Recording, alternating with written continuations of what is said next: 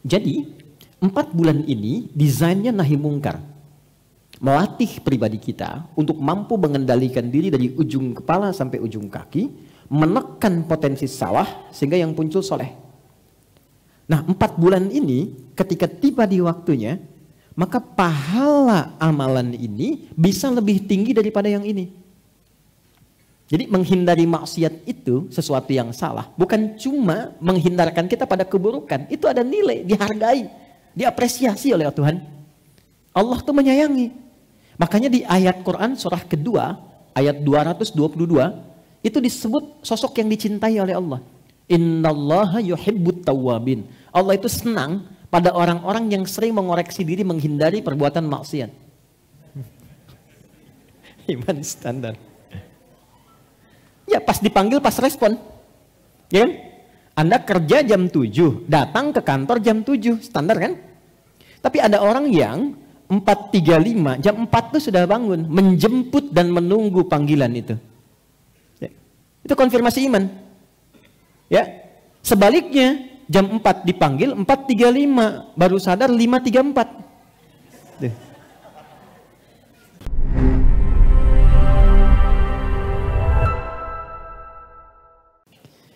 Kita beraktivitas kan ada waktunya ya kan? Sehari akumulasi jadi pekan, pekan akumulasi jadi bulan, bulan akumulasi jadi apa? Tahun. Setahun berapa bulan?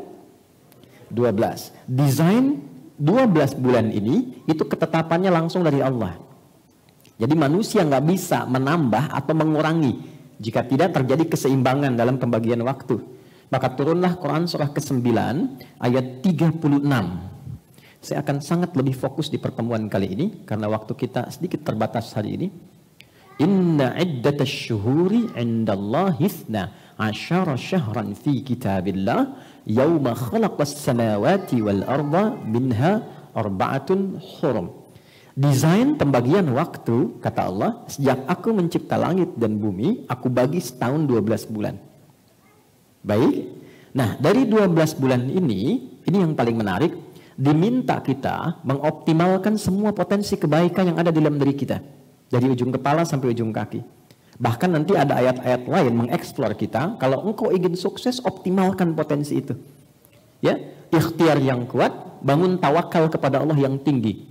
Fa'idha faraghta fansab wa ila rabbika faraghab. Jadi kalau ikhtiar kita diimbangi tawakal, nanti satu, memutus kekecewaan. Karena tahu qadar. Mungkin Allah menetapkan jalan yang terbaik di balik ini semua. Ya? Ikhtiar yang maksimal mengoptimalkan kita sampai ke tujuan dengan cepat.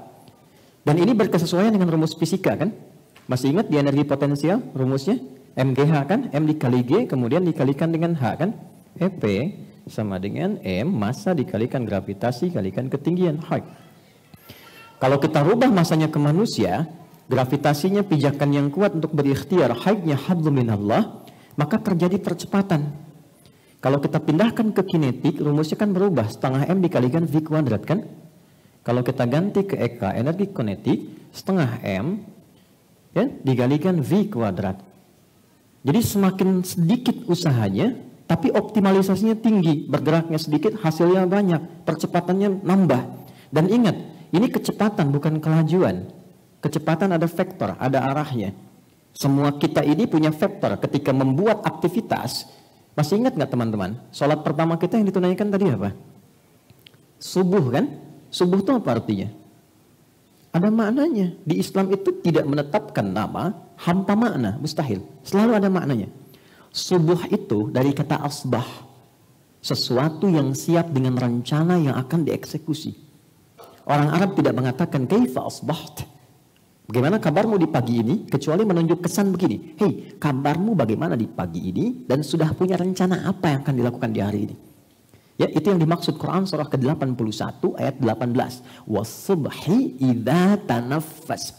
Dan aku bersumpah kata Allah demi waktu subuh yang semua teratur dengan sempurna yang siap untuk dieksekusi. Jadi matahari pun memulai sinarnya di subuh fajar. Tumbuhan mengeluarkan oksigen dari sejak fajar subuh. Jadi tanafas boleh bergerak. Orang Islam disebut muslim, bangun dari tidur, dia sudah punya rencana kehidupan yang akan dilakukan di hari itu. Jadi Anda bangun tidur, kita, itu sudah ditanya. Jam 7 mau ngerjakan apa? Jam 8 ada di mana? Planning hari ini sampai tidur lagi apa? Nah, rencana yang telah kita ukur itu dan kita siapkan, sebelum kita kerjakan dieksekusi, kita mau menghadap Allah lewat skema sholat. Makanya ada sholat subuh. Kita mintalah dalam sholat supaya rencana ini dimudahkan, disepakati, dan dibimbing oleh Allah agar hasilnya optimal. Subuh itulah subuh, sederhana tapi bermakna. Dari sekian sholat yang pernah kita tunaikan, apakah ada implementasi kehidupan yang pernah diterapkan? Ini poinnya teman-teman. Nah, jadi dari 12 bulan itu selalu ada desainnya, selalu ada keteraturannya. Muslim itu teratur. Jadi Muslim itu jadi pribadi yang teratur, pribadi yang cerdas, pribadi yang tertata. Fa idza faraghta fansab, terukur aktivitasnya. Selesai ini siapkan lagi, selesai ini siapkan lagi. Nah, pengingat saja, dari 12 bulan itu ada desain 4 bulan. Minha arba'atun hurum. Desain ini khusus untuk melatih kita pada amalan yang kedua nih, nahi mungkar. Untuk membentuk pribadi yang ideal. Ya. Jadi, 4 bulan ini desainnya nahi mungkar.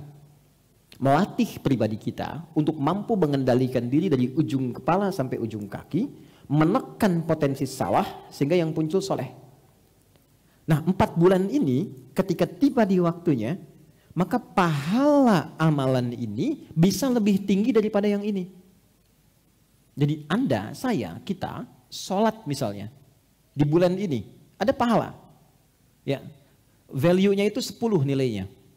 Ya, kalau kita bicara akhirat, namanya nilainya pahala, ya, yang kita kenal, ajrun, hasanah namanya. Nggak kelihatan sekarang, nanti saat akan meninggal ditampakkan. Ya, jadi saat akan meninggal, kenapa ada orang saat akan meninggal senyum gitu kan? Ya kan? Dia bahagia, baca Quran, ditampakkan kebiasaan baiknya, ditampakkan ujungnya dan pahalanya.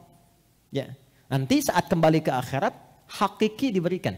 Jadi ada ilmu yakin sekarang diberitahu, ainal yakin ditampakkan saat sakaratul maut, hakul yakin dialami saat berpulang. Ya, jadi kalau ingin segera tampak ya nggak apa-apa, itu pilihan ya. Tapi kan sesuai ajal gitu ya. Nah ini 4 bulan ini, kalau kita kerjakan, saya sholat dapat pahala 10 kebaikan. Itu ada di Quran surah ke-6, Al-An'am ayat 160. Man jaa bil hasanati falahu asyru amthaliha. Siapa yang menunaikan perbuatan baik yang punya nilai pahala, dia dapat 10 poinnya. Salat disebut hasanah di Quran. Termasuk hasanah. Quran surah ke-11 Hud ayat 114. Aqimis salata tarafain nahar wa zulafan minal lail innal hasanati yudhibnas sayyiat. Jadi kalau kita salat ada pahalanya. Pahala ini bekal saat pulang ke akhirat nanti. 10 itu begini, 1 keduanya 500 tahun, 2 ketiganya 500 tahun, 3 keempatnya 500 tahun, demikian selanjutnya. Tapi, kalau kita ada di satu di antara 4 bulan ini, maaf, lihat handphone, mau lihat YouTube, ceramah, tiba-tiba ada iklan yang gak pantas, algoritma YouTube berputar misalnya, lalu Anda skip tuh, palingkan, ganti. Dengan niat menghindari maksiat, itu pahalanya 2 kali lipat dibanding hari biasa. Kalikan 2. Jadi menghindari maksiat itu sesuatu yang salah. Bukan cuma menghindarkan kita pada keburukan. Itu ada nilai, dihargai, diapresiasi oleh Tuhan. Allah tuh menyayangi.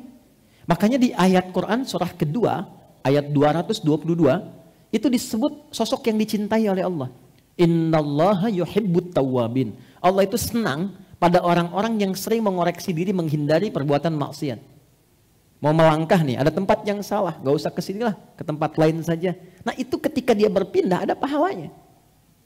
Ada orang bikin hoax, ya, bikin berita, terpancing untuk ikut, lalu Anda tahan misalnya, gak jadi Anda tinggalkan, ada pahalanya. Dan pahala di waktu itu 2 kali lipat. Nah yang 4 bulan ini nanti dirinci dalam hadis, misalnya Sahih Muslim, karya Imam Muslim. Nomor hadis 1679. Riwayat sahabatnya namanya Abu Bakrah, dikenal dengan Nafi'. Saya baca cepat. Fokus teman-teman, saya tidak bermaksud mengajari, hanya sharing atas apa yang disampaikan oleh Nabi dan beberapa ulama-ulama kita. Qala Rasulullah SAW. Nabi SAW pernah menyampaikan pesan mendalam. Inna zamana qad istadara kahayatih. Yauma khalaqas samawati wal ard. Kata Nabi, Allah itu sedang mencipta langit dan bumi, sudah mendesain waktu akan berputar begitu saja. Jadi sekarang siang nih, mau jam 11. Besok pun akan ketemu ke situ lagi. Pagi ketemu lagi, pagi. Malam ketemu lagi, malam. Jadi kalau kita nggak isi dengan baik, maka waktu hanya akan berputar begitu saja. Waktunya kan sama, begitu. Yang merubah kan suasananya. Suasana itu kan berdasar pada tindakan kita. Kitanya kreatif, terjadi perubahan. Zaman dulu tidak sama dengan sekarang. Kenapa keadaannya berubah? Bukan waktunya berubah. Kreativitas manusianya yang tidak sama. Sehingga melahirkan karya yang berbeda. Maka kalau Anda ingin menjadi pribadi, kata Nabi, yang sukses, yang baik, isi waktu dengan karya-karya yang gemilang. Punya persiapan. Waktu ini desainnya. Ini yang ingin dicapai. Goalnya apa? Kalau perlu sampai akhirat turunkan konsepnya. Jadi Islam itu nggak nanggung. Kalau pengen sukses, ambil yang paling tinggi. Sehingga effortnya lebih tinggi, nyangkutnya jelas. Kalau nggak sampai di atas, jelas. Mungkin di bawahnya sedikit. Ada mahasiswa, kalau dia berharap IPK-nya 4, maka kan usahanya akan lebih tinggi kan? Lebih kuat mencapai itu. Kalaupun nggak nyampe kan 3,9, 3,8. Kalau targetnya cuma 2,75, nyangkutnya di 2,5. Nah, kata Quran, kalau Anda bikin visi yang panjang. Quran surah ke-59 ayat 18. Ya ayyuhalladzina amanu taqullaha wal tanzur nafsum ma qaddamat lighad. Perhatikan baik-baik, ini indah sekali. Dan nggak ditemukan dimanapun. Kalau Anda mau mapping, bikin planning kegiatan, kata Quran, turunkan semua dimensi kehidupannya. Oke, sekarang kita ada di dunia. Dan ini kita akan tinggalkan kan? Bahkan diumumkan loh, terdengar di telinga. Ya kan? Kalau si Fulan duluan pulang, kan diumumkannya telah meninggal dunia kan? Oke? Berarti ini akan ditinggalkan kan? Dan itu pasti sifatnya. Ya, sesuai dengan ajal namanya. Waktunya tiba, maka di situ kita akan berpulang. Dan gak bisa milih. Quran surah ke-7 ayat 34. Walikulli ummatin ajal fa idza jaa ajaluhum la yastakhiruna sa'atan wa la yastaqdimun. Setiap manusia, bahkan umat, bahkan generasi berganti itu punya masa hidup. Kalau sudah tiba, dia berpulang, nggak bisa dimundurkan atau dimajukan. Jadi bisa saja terjadi, Anda misalnya duluan, saya belakangan, mungkin. Ya, atau ditukar, ya kan? Saya belakangan, Anda duluan, kan mungkin juga terjadi gitu ya. Ya intinya kita meninggalkan dunia ya. Baik. Oke, sekarang dari dunia pindah kemana? Baik, ke barzakh ya. Tempatnya disebut kubur. Afala ya'lamu idza bu'thira ma fil kubur. Pindah ke kubur. Ya. Oh, hati-hati. Dunia yang kita alami real, bukan sinetron berkepanjangan. Ingat ya. Awas. Dari kubur kemana? Akhirat kan ujungnya. Berarti ada 3 alam yang kita lalui. Nah di akhirat ini karena akhir itu ujung sesuatu. Tapi kalau ujung tidak ada awalnya lagi. Itu tembok ya. Kalau nggak ada setelah itu space lagi, murni akhir, itu tambah tak di ujungnya, namanya akhirat. Jelas? Maka ketika disebut akhirat, artinya ini ujung sesuatu. Ujung tempat kehidupan. Setelah ini nggak ada lagi yang lain. Dunia, meninggal, masih ada ini. Barzakh. Barzakh itu pemisah di antara dua. Bainahuma barzakhul la yabghiyan. Oke? Di barzakh tidak akan abadi. Bangkit. Ya kan? Kemudian pindah. Di sini yang abadi. Jadi kalau ada status di sini, itu akan selalu berganti. Makanya tiap hari bisa update status kan? Karena berubah. Ya, status sosial bisa berubah. Ya kan? Hari ini cukup, besok kaya.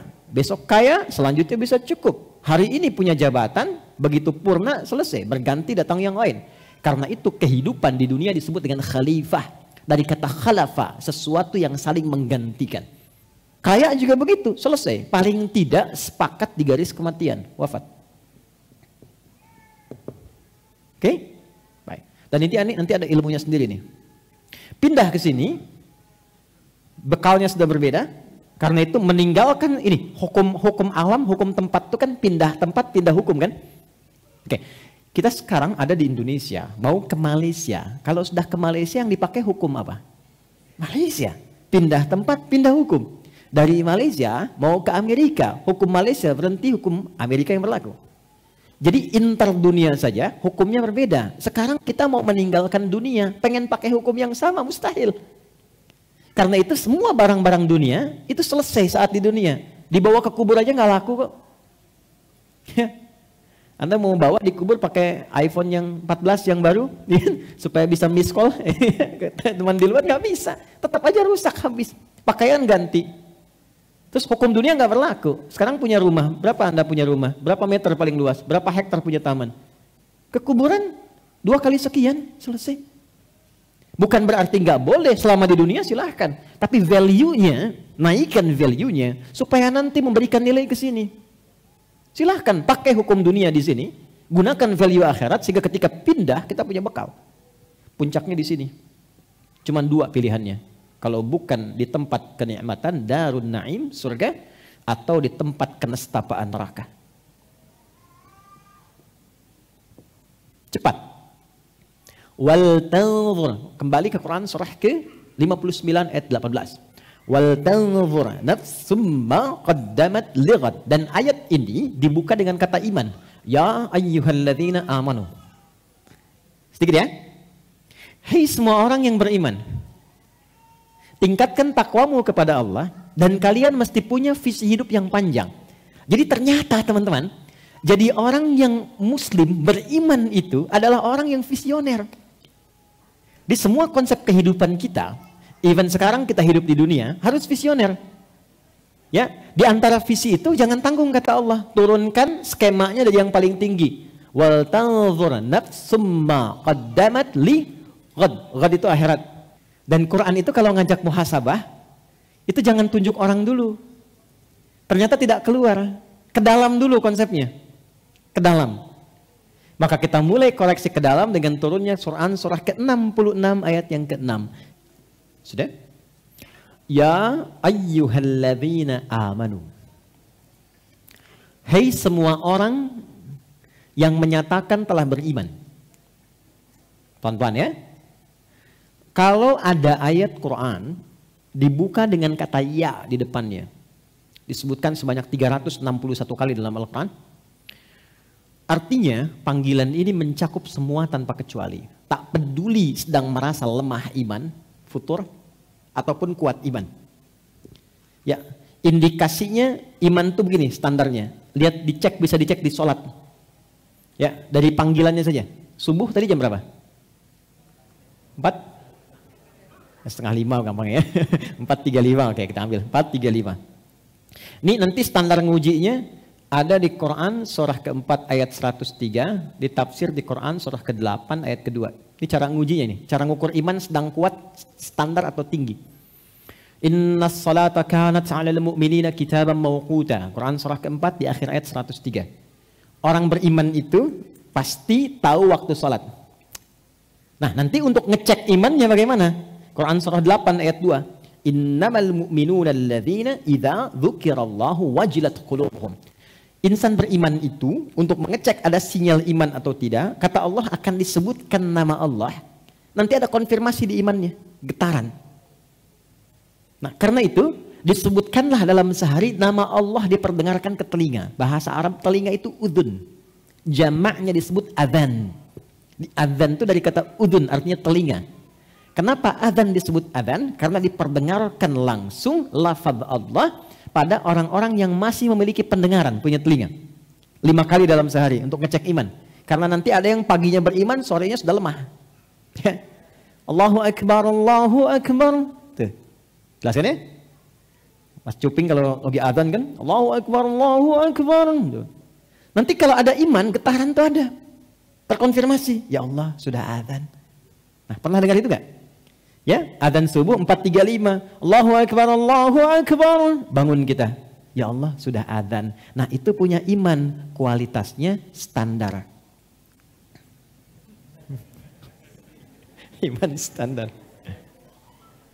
Ya, pas dipanggil, pas respon. Ya kan?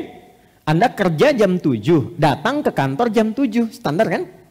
Tapi ada orang yang 4.35, jam 4 tuh sudah bangun, menjemput dan menunggu panggilan itu. Ya. Itu konfirmasi iman. Ya. Sebaliknya, jam 4 dipanggil, 4.35, baru sadar 5.34. Tuh. Atau bahkan gak ada respon, tapi penolakan. Allahu Akbar, Allahu Akbar. Suara apa sih ini? Kecilin toanya, kan? Nah, ini menunjukkan iman bermasalah. Jelas? Dan kita doakan. Begitu responnya. Quran mengajak mendoakan loh, bukan mencela loh. Saya mencari ayat dari Al-Fatihah sampai An-Nas yang menunjukkan celaan, nggak saya temukan. Responnya indah. Nih ya, Fir'aun tuh Fir'aunnya. Kebayang nggak?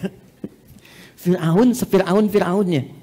Hobi bunuh orang, ngaku Tuhan, tindakan zalim dan sebagainya. Tetap kalimatnya indah. Quran surah 20 ayat 43 sampai 44. Idhaba ila fir'auna innahu tagha faqula lahu qawlan layyina la'allahu yatadhakkar aw yakhsha. Musa dan Harun pergilah kepada Fir'aun.